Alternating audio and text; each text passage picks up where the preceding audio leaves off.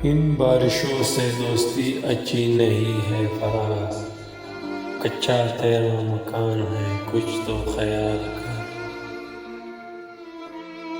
सुना है लोग उसे आंख भर के देखते हैं, तो उसके शहर में कुछ दिन ठहर के देखते हैं। अगर वो बोले तो बातों से फूल झड़ते हैं, अगर ये बात है तो बात करके देखते हैं। लोग यहाँ के काले बिच्छू, फल पर डसने वाले बिच्छू, तामालूम के डस लेंगे फिर भी शौक से फाले बिच्छू।